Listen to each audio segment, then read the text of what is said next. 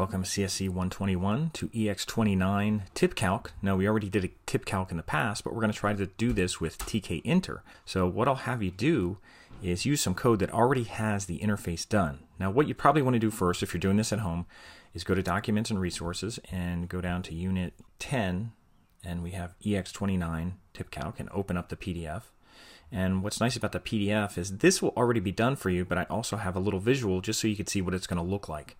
And you can see I set it up with a grid layout, and it has 2 columns, and it has 7 rows starting with 0 to 6. And there's even an embedded frame that's in here that's actually used to put 2 buttons side by side so that we have a down button and an up button. That means you could adjust the tip percent. So it'll start at something like 20, and then you can make it go down or you can make it go up, whatever you want. And then when you calculate, it's going to show the tip amount and the meal and tip. We're not even going to do the tax or anything like that. So you're going to be able to put in your meal total. You're going to be able to adjust your tip percent. This will be in there, so you don't have to type in a tip percent. You could, but you could just go up and down with that.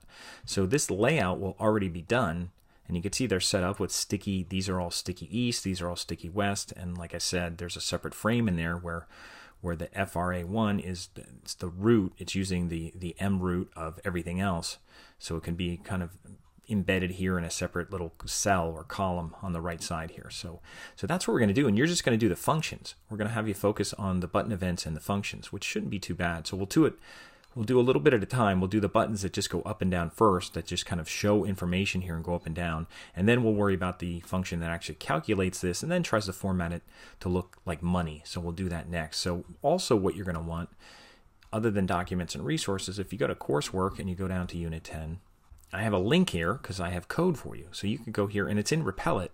And if you click on it, you can fork it, or you could even copy it down and work in VS Code. This might work in Repel It, so I'm going to try it in Repel It. So you might want to try that too if you haven't installed VS Code. So I'm going to try it in Repel It because it's been working a little bit better. And I'm just going to fork this. And there's my code, and I don't need to really look at anything yet, although I could run and see what I have so far. And it's going to be really tiny when you first see it, and it's going to count down, and there's a tip calculator. So it's real tiny right now, so don't even worry about it. And you can make it a little bit bigger if you want, stretch this out, but we don't need to see it. So that's what we're going to, and you can see it looks a little bit different than my model. The buttons look a lot bigger, but that's what we're going to do. So we're going to have to put something in here by default. So we're going to make a function and make some functions that display stuff in there. Now, one of the first things that I'm going to do looking at this thing is called entry 2, and I want to put something in entry 2. So I'm going to go back to Repel It and go down to where I have my entry 2s, and this is where I'm just going to make a variable for now. I tried different ways to put this in here, but I'm just going to make a variable, and I'll just call it T for tip, and I'll just say T equals 20. And then after I do that, I'm basically just going to put it in there. So I'm just going to do a ent.insert, and then I'm just going to put it from 0, t. And that should put the range starting from the first character to the end character of t. So that should put 20 in there right now by using that. So that should be the first thing that actually does that. That's just going to put that value in there. So we'll see if that works. You could stop this and you could run it. You could check it out, and there it is. It's showing a 20. So that's actually working. So that worked. Just made a variable and used the insert. And you don't have to use a delete for that right now. We'll do that when we do our function. So that's not a function. I'm just putting that in as a variable. And notice I'm putting it right after my entry fields that are in my code. So that's why it's good to go back and look at where your fields are. So after these entry, the first 2 fields, I'm putting T in there, and then I'm just inserting it in there. So what I'm going to do next is I'll make a function first to make the value go down, and then we'll copy it and make it go up. So down here, I'll just make a function, and I'll say def down, and we'll just make that value go down. I'll just make it the normal way, normal Python function. And what we're going to have to do now is create a variable that gets the value from that field. So even though I use T to create the variable, I'm going to use T again. I'm just going to say T equals, and I'm going to say ent2.get, and this will get the value. So T is going to represent that.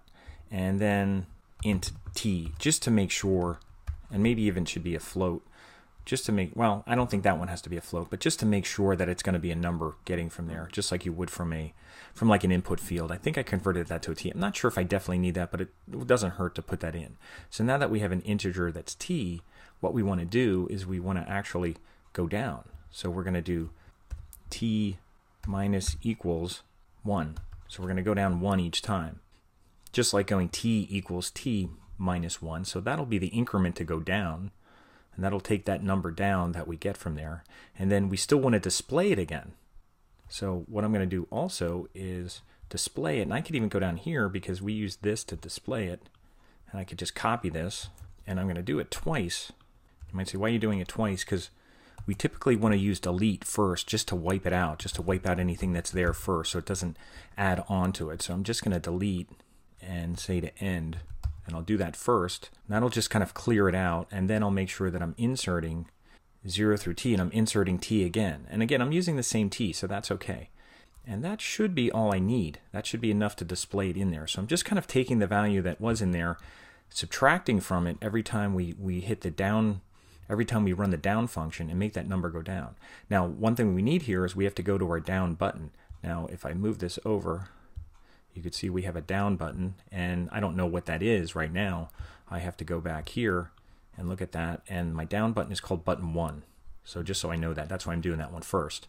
So my down button is button 1, so I'm going to go back to Repellent and look for button 1, and I'll stretch this out again to get that out of the way. And let me close this up, I don't need that. And I'll look for button 1, and there's button 1, and after the parentheses here, but before the closing parentheses, I'm going to do command, and I'm going to put a comma. You need a comma in there. And I'm going to do command equals and just down. And that's just the function for down. And remember, you don't need quotes. You don't need other parentheses in there. You just need command equals down. So that should run that function on button 1. So it should do that. So let's just see if that works in here. First of all, see if it works in Repellent. And I'm going to have to stop this and run it again. It should basically make that number go down. 19, 18, and it does. And I didn't try it without making the int. It may be fine without the int, but since I'm going to be doing math anyway, I just kept it as an int. So that certainly wouldn't hurt. It adds more code, but it certainly doesn't hurt. And now we're going to just do the opposite and make the number go up. That's really easy. We could just copy this.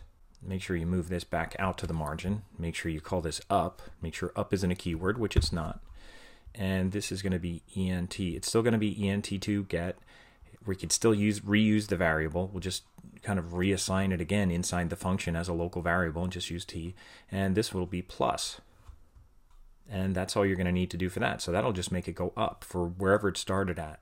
So if it's at 16, it'll go back up to 17. And we still need a... I'll move this over again. We still need a event on our button. That's going to be on button 2. So I could just copy the comma and that and put it here. Actually, I'll put it right here. And I'll just call that up. And that's calling the up function. And I'll move this back.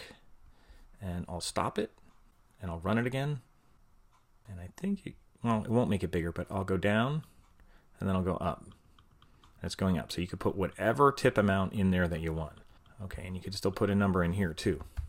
So we could put a number in here. And then what we want is to get this number multiplied by that number and then to calculate it and get something to show down here. So I'm going to stop here. We'll leave that as part 1, and we'll do, since we, so far, just to review, we put our events on our buttons. The command equals down, command equals up, and we put a variable here. We did this one to start. We made a variable called t equals 20. We did that right in our regular code. It wasn't part of a function. We just put it after these widgets, the ent1 and entry 2, and we just inserted that value. So there's a default value of 20 in there to start with, just something kind of in between. Then we used functions down and up to actually make those numbers go up and down. So for our second part of our video, we'll just do the calculation. Now there'll be a little more code here to do that, and we'll try to do it without having to go back to our other tip calc, because really we're just multiplying it by the percentage. So it should be basic math. It shouldn't be that hard to do. Might have to go back and look at how to do the f string to make it show up as a number, but we should be fine with that. So I'll stop here, and then we'll finish up hopefully with part 2.